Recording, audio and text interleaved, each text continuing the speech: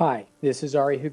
I am from Grimsby, Ontario, and I am on an epic journey that most people can only dream about.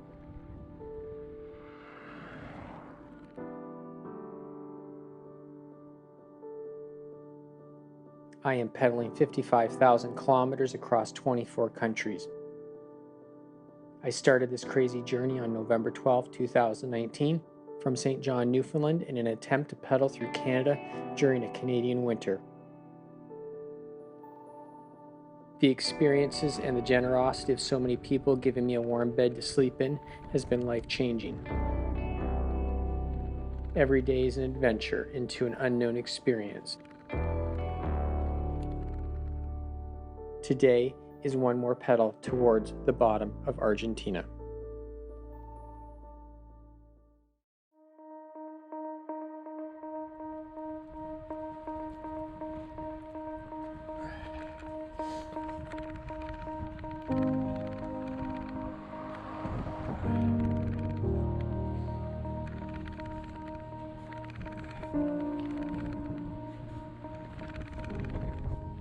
Hey guys, it's November 14th. I am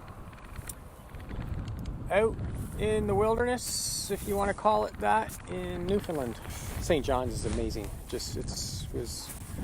I've been to thousands of cities across Canada and America in a truck, and St. John's is just unbelievably amazing.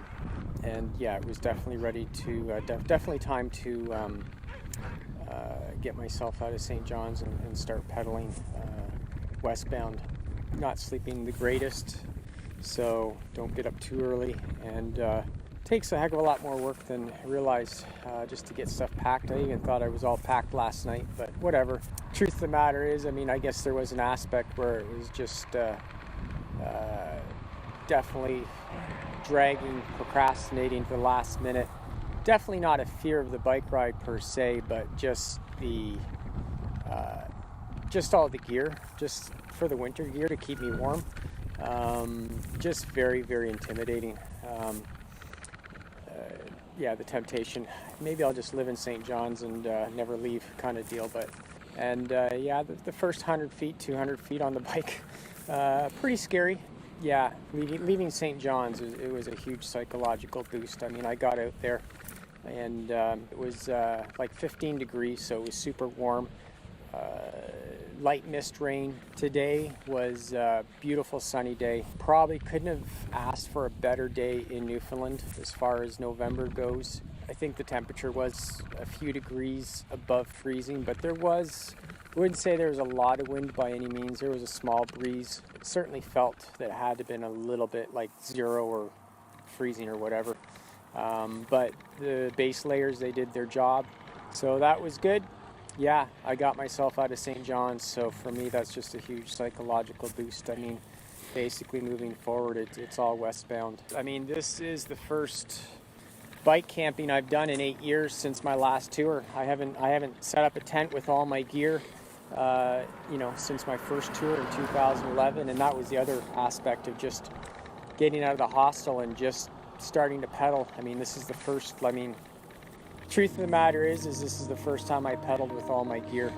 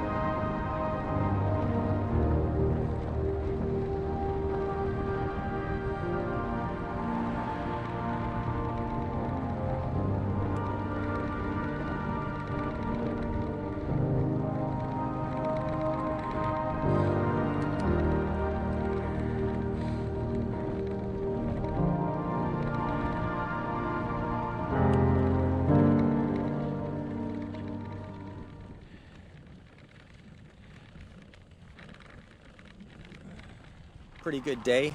It was sunny out, maybe a degree or two above freezing. For November, Newfoundland, I think I probably had about the best conditions you could imagine. I mean, there was a breeze here and there. It wasn't too windy, but whatever. I think when the breeze hit, it would maybe have a bit of a wind chill to it. But I was able to do about 57 kilometers. So I was pretty pleased with myself. It doesn't seem like there's anything level in Newfoundland. It's all up, down, up, down, up, down, up, down the whole day. It's basically able to conquer the better part of all the hills.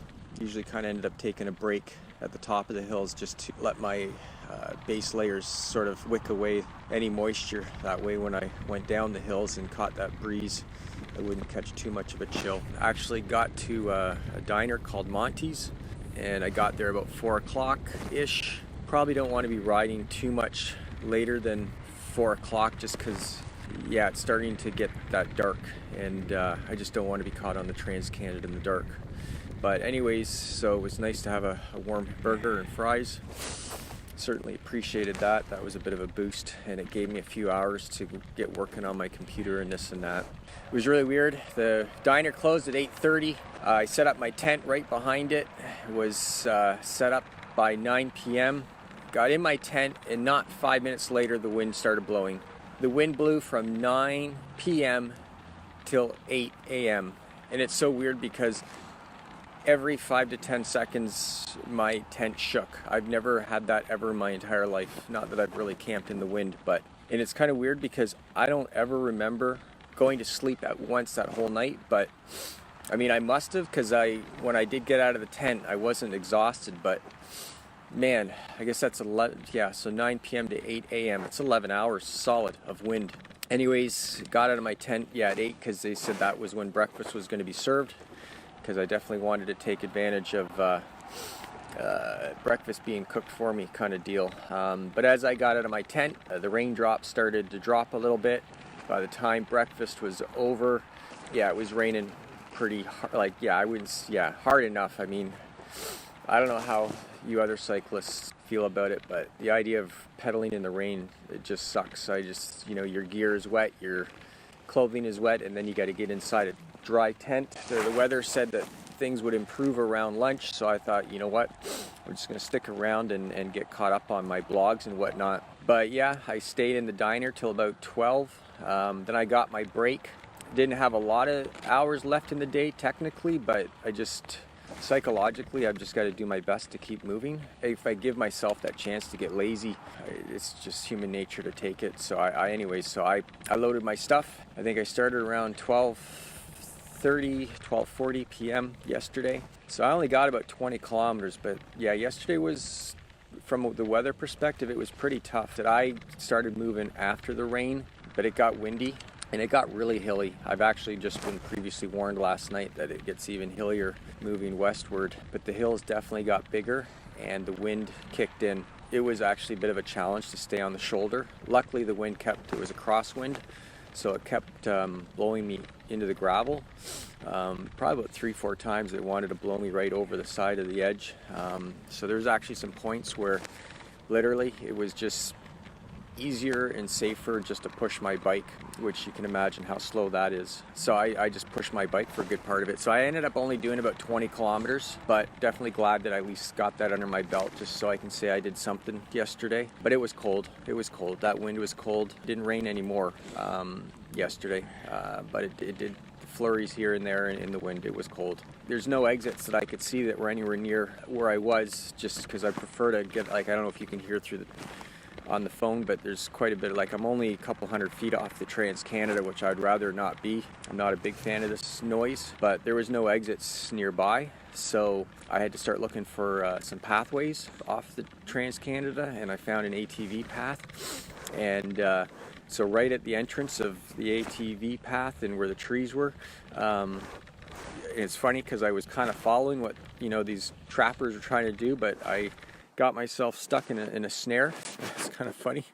All of a sudden it's like I can't move, my foot's stuck, and I look down and there's a snare attached to my boot. But anyways, I got kind of a cool sight, but like I said, you can probably hear it's very noisy. And I'm in the trees and I'm thinking, okay, because I don't want to make the same mistake as I did the the night before where I got stuck in this wind, because that was, like I said, that was a completely new experience, being stuck in wind. So I'm thinking I'm protected in the trees. Man, it was windy last night, and I don't know, the wind came right through that pathway and shook this tent consistently throughout the whole night. I actually slept in simply because I don't remember sleeping last night a whole lot. I mean, I know I slept a bit last night, but man, this wind has a way of keeping you awake. It just, probably most people never really slept in wind in a tent, because why the heck would you? But the only way I can really describe it is like putting a garbage bag over your head and then having some stranger shake it every 5 to 10 seconds or whatever, because obviously I don't know when the tent's going to shake. But yeah, trying to sleep in the wind, it's going to be a challenge, because you know,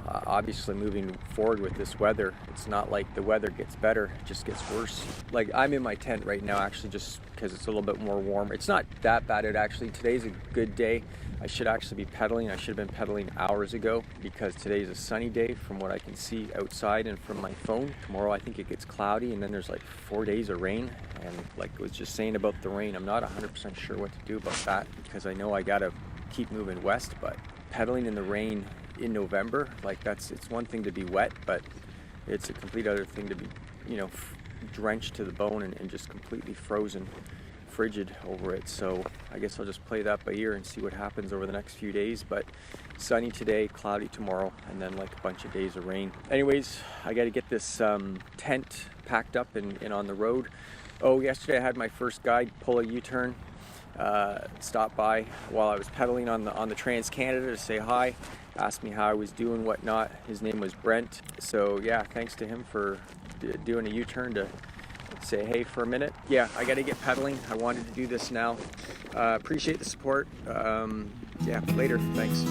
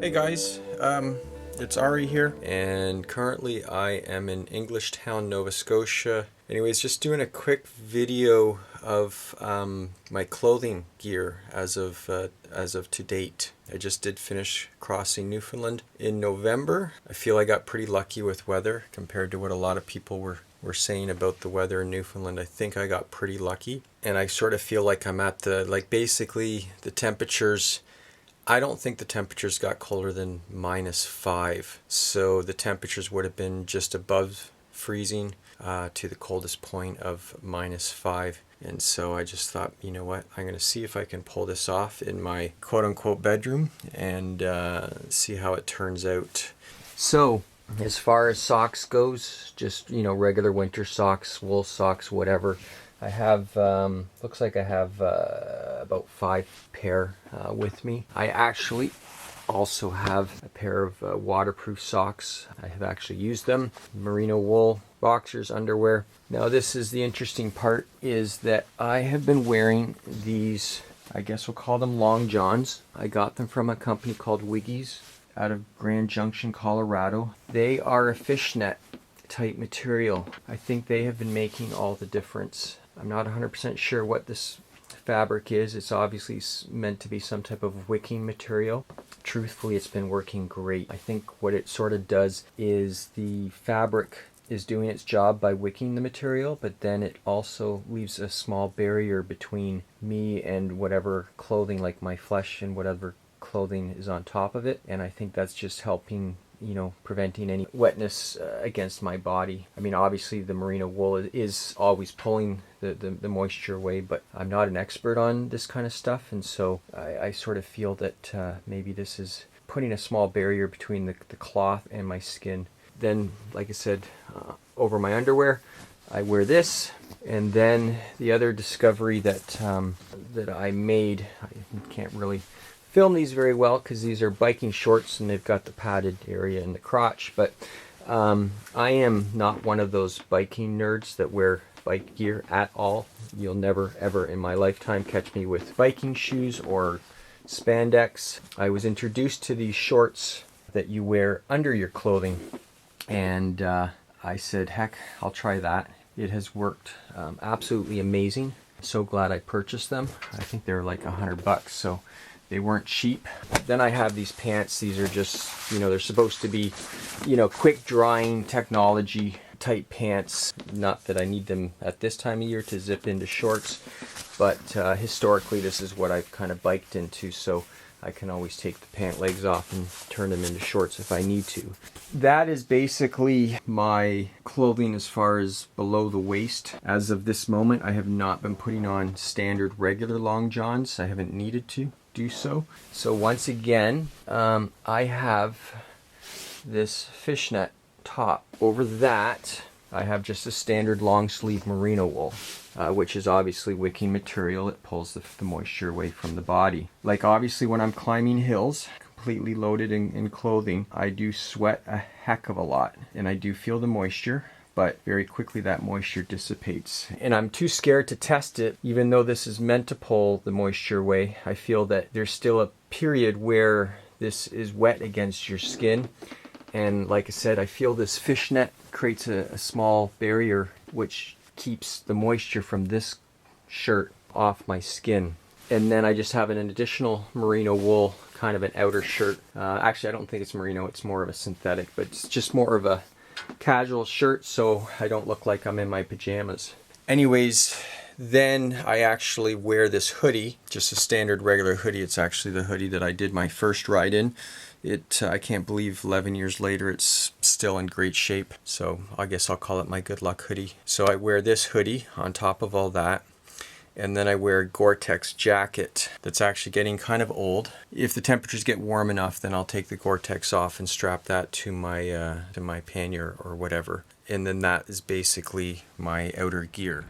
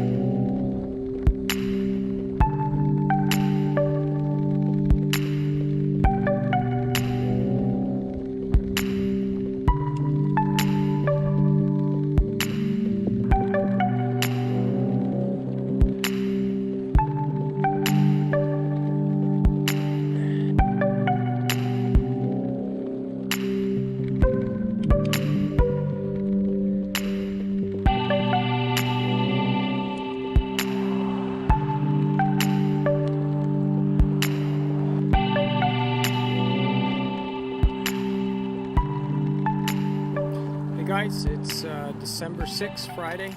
About 25 kilometers west of Baddock, Nova Scotia. Just had a few days off, so I'll backtrack to when I arrived in Nova Scotia. December 3rd, the ferry arrived in Sydney, Nova Scotia. I remember I was on the ferry. I was overhearing some people talk about some pretty miserable weather in Halifax. I messaged my friends from Englishtown. They said, oh, it's just light rain. So I thought, okay, we're all good.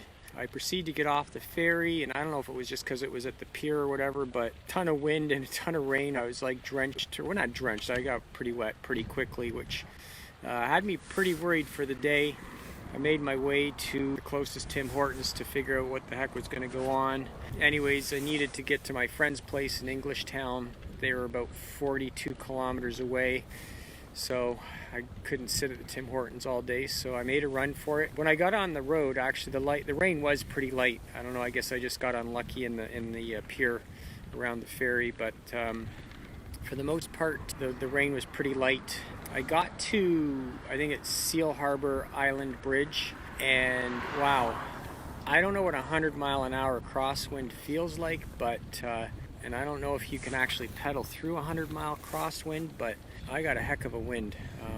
For those that are familiar with Nova Scotia and that area. Anyways, once you get over that bridge is the base of Kelly's Mountain.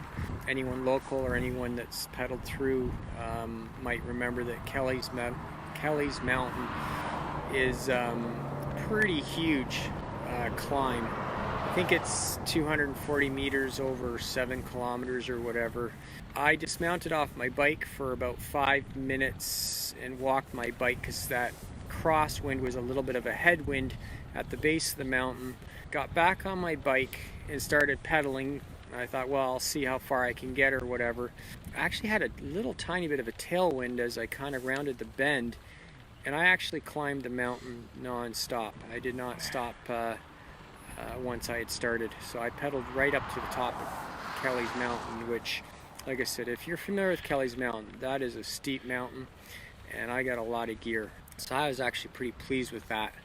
That being said, by the time I was at the top of Kelly's Mountain, I was drenched. I was soaked, I was wet. It's crazy how every time you get yourself wet that you think, well, this is as wet as you can get, and then the next day or the next week you get even wetter. Anyways, I was soaked. And then what happened is sort of got on the other side of the mountain, and then you have to take a side road into Englishtown. And then there's a St. Anne's Bay, and that had a wicked headwind, a very cold, wicked headwind with flurries off that bay. And it wasn't too cold, but man, I don't know, it was cold. Between the cold and the wet, thank goodness I had some friends in Englishtown, because there's no hotels nearby. I probably would have had to actually knock on a stranger's door because I was so wet, because I would not have known how to get dry for that night. But anyways, made it to my friend's house, got myself organized and whatnot. I ended up actually taking 2 days there. It was so amazing waking up the next morning and they were at work, and so I kind of had the place to myself, and it was just, oh, it was like heaven. Just no pressure, no nothing. Got a few things done, worked on my bike and this and that, kind of went through my gear and whatnot. By the end of the day, I hadn't really gotten a whole lot of computer work done and whatnot, so I decided to stay a second day. It was just so nice. So I did take 2 days in Englishtown. Yeah, our friends John and B. Pike, it was just amazing. Yeah, it was just amazing. John, he helped me with a modification for my rear bike light. I posted a photo for that. That's really helpful. He's a machinist, and so yeah, it was absolutely great staying there. But I knew I also had to get back on the road as much as I probably could have spent a week there. Yeah, so today I actually pedaled 41 kilometers. Like I said, I'm just west of Baddock. I actually got my second flat tire, so that also sort of determined that I needed to pull over for the evening. It's a cold day. mostly a headwind or headwind or head breeze for most of the day. Definitely a wind chill for sure. Flurries, but actually a really good day. I was mindful of just noticing just how much I actually appreciated being back on the road and looking forward to setting up a camp and this and that. So I just pulled over. I'm on some bay or whatever. I'm literally, like, you can probably hear in the background that I'm not that far off the Trans-Canada behind me, but in front of me is literally maybe 5 feet is the water. So I get to hear lapping waves for the entire night, which will be kind of neat. I'll post, it should be a pretty beautiful photo in the morning. So I'll post that in the morning. Yeah, I also had a bit of an extended lunch, just a conversation with my web developer, which I guess I'll put a bug in everyone's ears. I've got a few things that I've been working on the side. When I stop, or when I pull over and get a place, I'm able to stay somewhere or whatever, or if I'm in a restaurant for the evening, I'm pretty busy trying to get a lot of content done and this and that, but I've got a few things that are kind of in the works, and it sounds like and looks like that I got 3 pretty, I don't want to say major projects, but I got 3 little projects that are probably going to roll out pretty much like right on top of each other. So anyways, keep an eye out for that, for some announcements for that. So anyways, I had a little bit of a powwow with my web developer, Jordan. He's out of Mississauga. He's been amazing and been awesome every time I need something fixed or whatever. He's been there for me, so I definitely appreciate that. Yeah, so I'm still trying to figure out my Nova Scotia route, because I'm trying to get to P.E.I for Christmas, which I will do. And so basically what it looks like is I'm sort of heading westbound, and the Wood Island Ferry in Pictou, I think it's pronounced. I'm not going to take the Wood Island Ferry to P.E.I, because that'll get me there a little bit too quick. So I'm going to actually probably pedal along the north shore of Nova Scotia to the Confederation Bridge and then get on P.E.I. Problem is I don't have sufficient time to get to Halifax, like to do Halifax and then go to P.E.I, which has me a little bit frustrated. But I'm still trying to figure out, like, once Christmas is over, because I really didn't want to miss Halifax, and I've sort of been looking at the maps and whatnot, and maybe spending more, like going back into Nova Scotia. But the other problem is there's a ferry from Digby to St. John's, New Brunswick, but I believe that ferry shuts down January 1st, so it doesn't give me a lot of time. With Christmas and everything, it's really got me under the gun, so I'm not 100% sure what I'm going to do with Halifax, because I really would like to go to Halifax. But right now, basically, I'm making a beeline to the Confederation Bridge to get to P.E.I. Like I said, the shortcut is to take the Wood Island Ferry, but that'll get me in P.E.I just a little bit too early. I kind of want to be pedaling. I don't want to sit for too long. 2 days. 2 days is good. I don't mind sitting. Well, I don't sit. I'm actually very, very, very busy. But I don't want to get to P.E.I too early, where I'm maybe sitting for a week or a week and a half. That would be a little bit too long. So yeah, I'm still trying to figure out Nova Scotia. So it'll probably play it by ear right through till Christmas. I got about 3 or 4 blogs that are partially done. That was one thing I didn't really get to look or get to work on the last few days. I did do some videos on my clothing, because like I've done 1,000 kilometers to kind of like just above freezing to -5 in that kind of category. So I thought the cyclists out there might be interested in how the clothing is holding out and whatnot. Other than that, things are going really, really well. I'm actually really high spirits. I was pumped to be on the road and whatnot.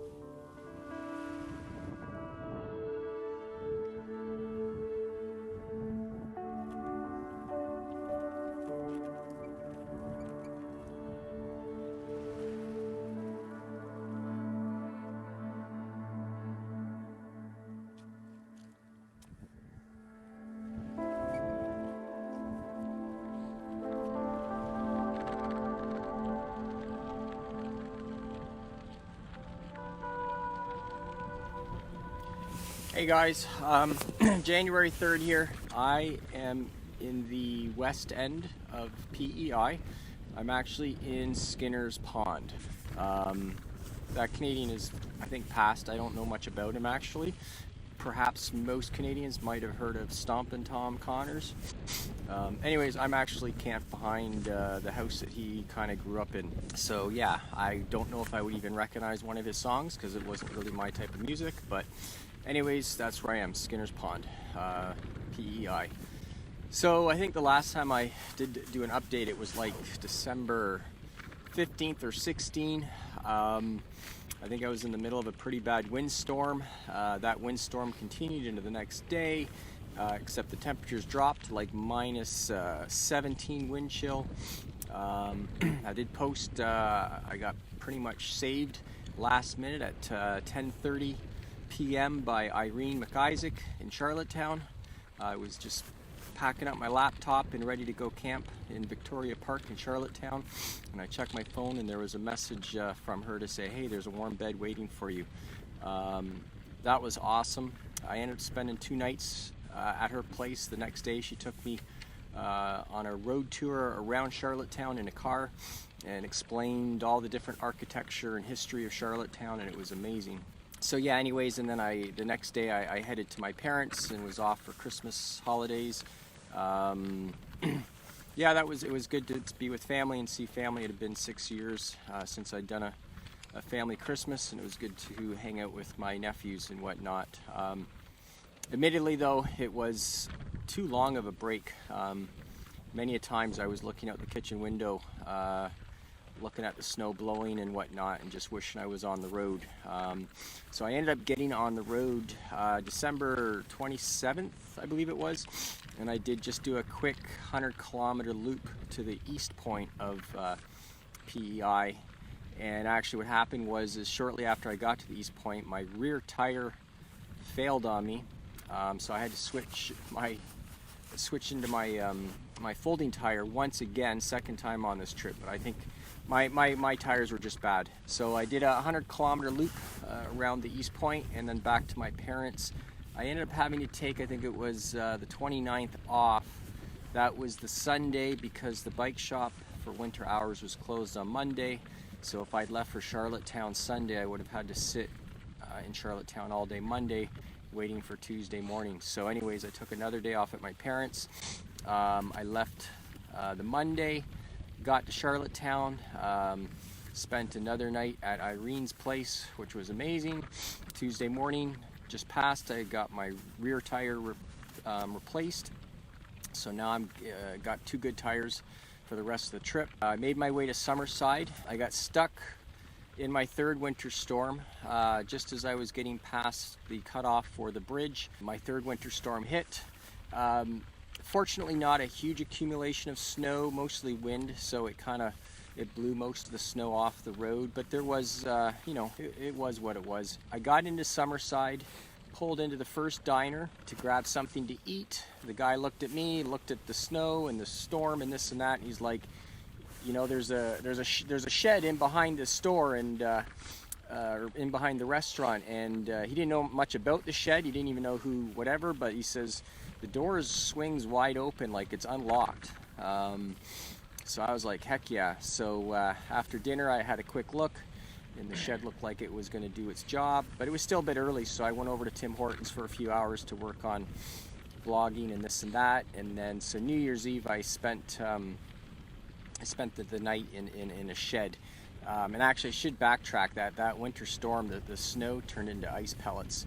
So that shed really kind of saved me a bit, because it was pretty wet. Everything was pretty wet by New Year's Eve with all the snow and the slush. But anyways, and that being said, for whatever reason I was dry, I was warm, no wind, but I had a heck of a time falling asleep for whatever reason, so I didn't sleep so well, but I did stay dry. So anyways, from Summerside I made my way to O'Leary. I ended up camping between 2 barns across the street from a Tim Hortons. Yeah, I remember I woke up that morning and I just didn't want to get out of my sleeping bag. Not so much, it wasn't that cold, it was just more it was just nice back being in my sleeping bag in the tent outside. I'm just amazed how much I enjoy being in my sleeping bag in my tent in this weather. So anyways, I kind of dragged my butt getting out of my sleeping bag, and finally got my camp broke, and I was just about, it was like 11 o'clock, and I was just about to start heading out, and then my phone rang, and CBC Charlottetown was on the phone, a gentleman by the name of Sean, and the timing couldn't have been perfect because, like I said, there was a Tim Hortons right across the street, and if he had called me an hour earlier or an hour later, whatever, but anyways, I just, give me a call, 5 minutes, I'll be in the Tim Hortons and we can talk. And so I did a 45-minute interview with CBC Charlottetown, and I'll just quickly fast forward to a few hours ago. I opened my phone and there was a posting on Facebook with an article that he wrote, and he actually did, I was pretty pleased with the job he did based on the interview. So anyways, that was kind of cool that I made it to CBC on their website or whatever.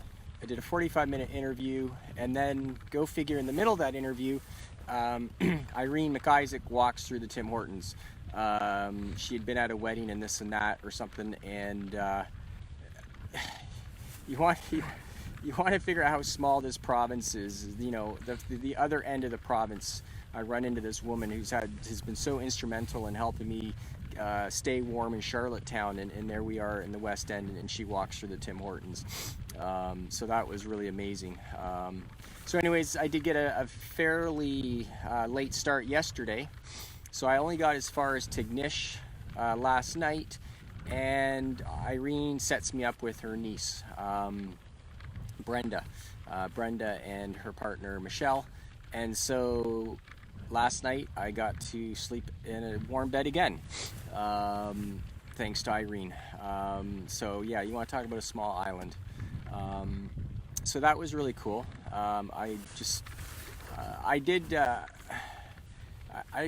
post a little bit in some of my blog posts or whatever. I haven't really publicly, as far as the video or whatever, mentioned, but I think the plan is I'm going to slow down the ride a little bit. And what I mean by that is I'm doing a bunch of extra mileage in P.E.I. Like, I wasn't initially part of the plan to come out to the West Point. So I'm adding mileage there. And when I do leave P.E.I., I'm going to follow some of the coast to the Bay of Fundy towards Wolfville. And then I'm going to head to Halifax, and then I'm going to follow that coast to Digby. So I'm adding, almost another 600 kilometers to Nova Scotia. I've just been enjoying Atlantic Canada so much. The people that I'm running into, it's just crazy. Their generosity is amazing. The interactions are amazing. I'm running into the most interesting people on this bike ride. I never really anticipated any of that, and so I am adding some mileage to this whole Atlantic Canada side of things, just because it just seems like it's just, whatever this journey, whatever this bike ride was meant to be, based on my interactions with people, it's pretty apparent that I need to keep doing what I'm doing, and that's just taking advantage of every single interaction I can with any of the locals. So I am gonna, add some mileage to my Atlantic Canada side of things. Brenda, she brought me to her brother a few doors down. I posted some really cool photos of her brother's place. His fences are all made out of blue bottles. He's got these lawn ornament, I don't know how you want to describe them. You'll have to check the photos out. They're all made of blue bottles. She brought me in his house. The floor of his house is all this stone that he collected off the shores of P.E.I., and then he cut the stone, and then he individually customized and placed them in his floors. Just a really, really cool home for sure. And then she also took me to the local Catholic church and brought me inside to give me a tour of another cathedral type church. So yeah, just amazing interactions for sure. And anyways, from there, then I headed to I guess they call the North Cape. So I was there for part of this afternoon, and then swung back around to Tignish to grab something to eat because the point is fairly narrow. I was on the phone a little bit, Facebooking for a bit because it was dark already, and so I made my way over here to Skinner's Pond to Stompin' Tom's old stomping grounds, and that's where I'm at. So tomorrow I'm going to head around to the West Cape and make my way to, I have a cousin actually that also moved to the island a few years ago, so I'm going to make it to his place for Sunday at some point, probably fairly early in the day kind of deal. So other than that, yeah, what an amazing experience, what an amazing adventure. I just can't believe how blessed and how lucky I've been with everything just coming together the way it has come together. Just always a place to sleep, always generous people reaching out, the nicest interactions. Yesterday when I pulled into Tignish to grab something to eat, there was a guy who was selling fish out of his pickup truck in the parking lot. He talked to me for a few minutes and then he handed me a $20 bill. So the interactions are just amazing out here. Later this afternoon, I ran into the local postal lady delivering mail. She stopped. We talked for about 20 minutes. Everybody knows everybody out here. There's no strangers. You give a last name, and they know the whole family history. It's a very interesting experience.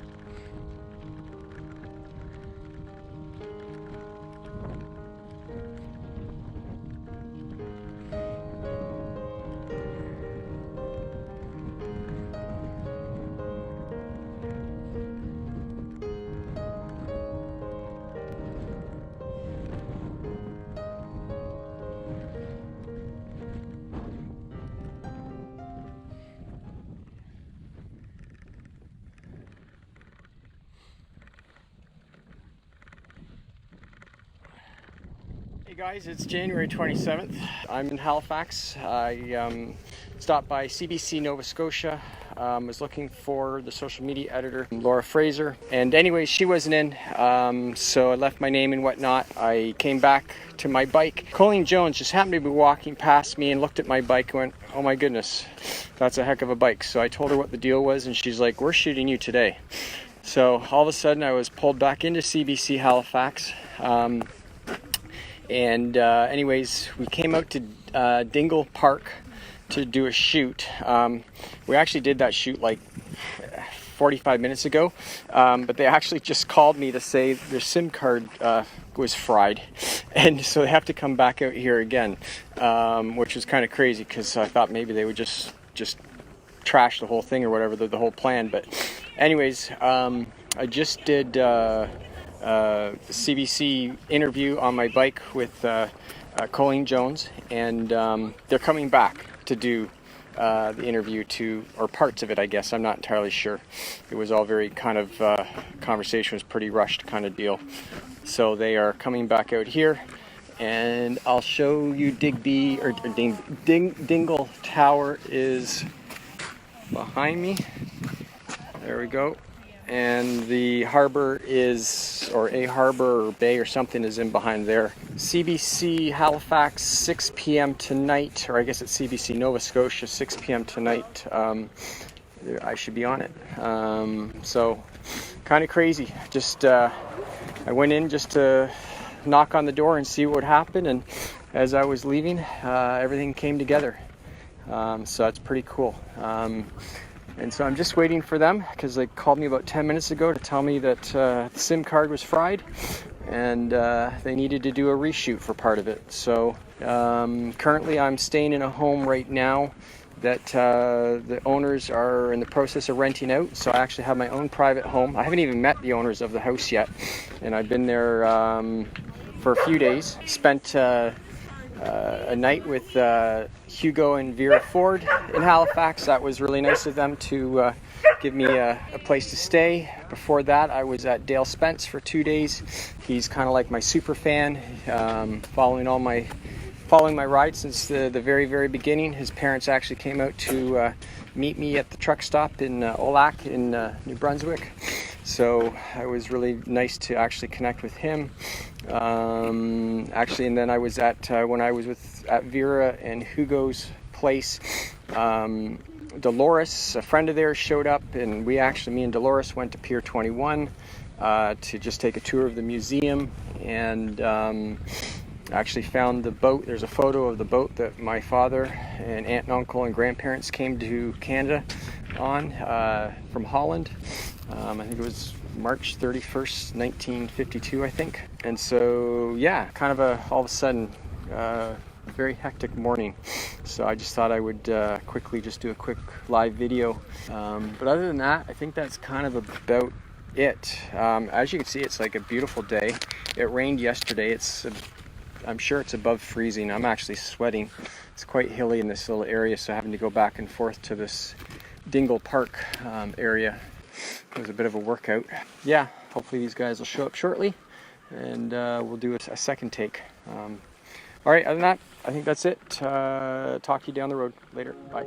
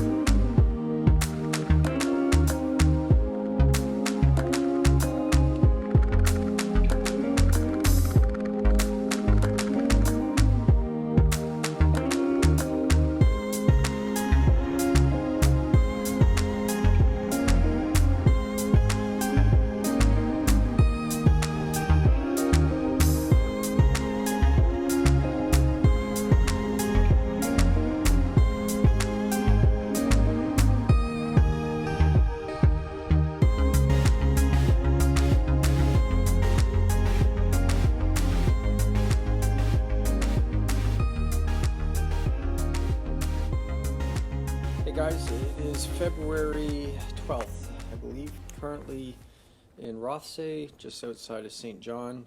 Anyways, yeah, I'm in New Brunswick. I finished Nova Scotia just the other day. It was Nova Scotia. I'm still speechless when I think about all the experiences and the interactions and the generosity. Nova Scotia was it was unbelievably amazing. Yeah, I don't even have the proper words to articulate the experiences. I could just go on and on and on, which would mainly mean I would just be rambling. So let me just maybe get current. So yeah, so I've been in St. John. I guess I got in on the 9th of February, took the ferry. I have a host here, Wayne and his wife Sonia Aerosmith, and it's been an amazing few days. Technically, I should be on the road today. I did have a trailer breakdown a few days ago, and we're still waiting for the parts. The parts should be in for today. I actually made a note of it because I'm not very mechanically inclined. I guess what happened on my trailer last week is the hub bearings failed, and the plastic dust shields fell out, and all the ball bearings fell out. So anyways, no problems getting the trailer. The wheels still turned and whatnot, but need to get that fixed moving forward. And the parts were supposed to come in yesterday, but there was a storm on the Monday, so that's probably why there is a delay. So anyways, hopefully to get on the road again tomorrow and head northbound. Sunday evening I got into St. John. I was picked up right at the ferry, which was nice and convenient. Monday was just an absolutely crazy day. I had to get up at 5:30 a.m. Wayne was nice enough to also get up to give me a ride into St. John. I had a CBC radio interview with Rachel Cave, so that was really cool. That was my first in-studio radio interview. I had done a radio interview over the phone already, but this was my first time ever in a radio studio, so that was kind of cool. When we left that, we went and got breakfast. Then we toured around just a little bit of St. John, just a little bit. We went to Reversing Falls, which was kind of cool. Anyways, from there we went to a bike shop called Millennium Cycle and Sport. It's owned by Dean Roberts. And anyways, really cool bike shop. That's where we brought my rear wheel to get repaired, and I brought my bike into to get just a tune-up type thing, just get the gears and the chain and the cassette, just give it a clean up, just to get all the grime and whatnot off the bike. So we did a tune-up. It was really cool. Dean actually, he gave me a puncture-resistant tube. He only had one in stock, so I put that on my rear tire, so that was really nice of him. Then he gave me my tune-up for free, and then he also gave me a set of rear and front lights, complimentary. So, yeah, Dean went really way and above just with his generosity, just to help get me on the road kind of deal. And then while we were there, Wayne made a few phone calls and all of a sudden announced that, oh, by the way, CTV will be at the bike shop here in about 15 minutes. So all of a sudden CTV showed up, and so that was Mike Cameron. So then I ended up doing a TV interview in the bike shop, so that was like really cool. Yeah, Monday was it was a head trip, going from radio interview to TV interview. Anyways, actually my aunt sent a message this morning saying something about in the bottom tag or whatever on the news that there was a mention of my bike ride all the way in Kingston on CTV, so that was cool. Oh, hold on a sec, I just corner of my eye. Crap, I don't have my shoes on. I don't know if you guys will be able to see this, but there you go. See that deer? Yeah, I just caught him out of the corner of my eye. This backyard is just full of deer sometime, but it's probably hard to see with the sunlight, but there he is moving. Anyways, yeah, so, no, I think he's coming a little bit closer. Anyways, well, okay. Kind of an interesting little distraction. But anyways, so yeah, it's been, Monday was crazy between radio interviews and TV interviews. Yeah, I mean, I think that's kind of about it. Looking forward to getting on the road. I've been catching up a little bit on photos and blogging and whatnot. Always behind on that. So anyways, I think I've rambled on enough. Beautiful day. I wish I was riding. It'd be a good day to get down the road, but I am short a trailer wheel, so hopefully tomorrow morning things will be back in order and start pedaling and start making some mileage and get myself into Quebec hopefully within a week or so. But other than that, I think I've rambled on way too long, so later. Thanks. Bye.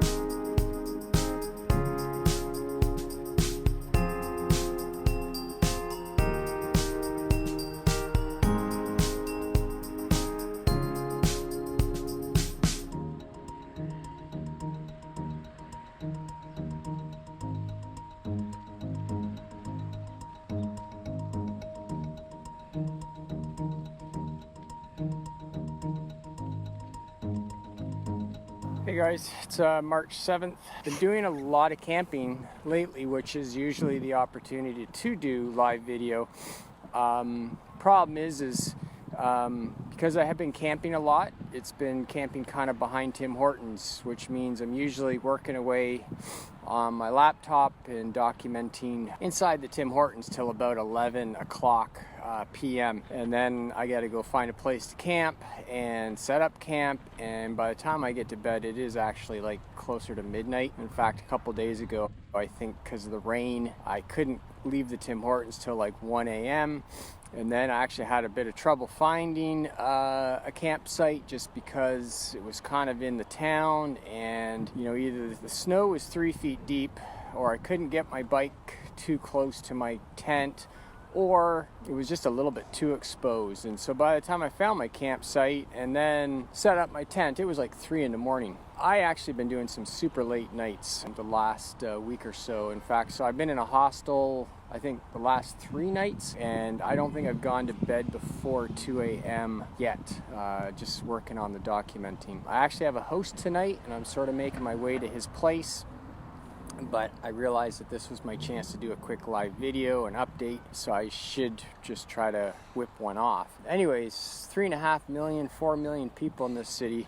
It is hard to find a place to just do a video in some quiet. So yeah, so I'm taking advantage of a chance to do video. Beautiful sunny day, not too cold. I hope my phone doesn't die just because iPhones don't do so well in the cold, but I don't think it's too cold for that. So, you know, Quebec and Montreal have been pretty amazing. It's definitely a different world than Atlantic Canada, that's for sure, but it's all been good. I actually had a really amazing experience coming into Montreal. Probably one of the most amazing Quebec experiences so far. So yeah, I think there's 3.5, 4 million people in this city. And the other day I'm coming into the city, and doesn't this cyclist sort of pull up at the intersection, the opposite intersection as I was traveling, and he yells, "I'm following you on Facebook." So that was pretty crazy to be recognized in a city of 3.5, 4 million people and have a complete stranger recognize me. That kind of threw me for a loop.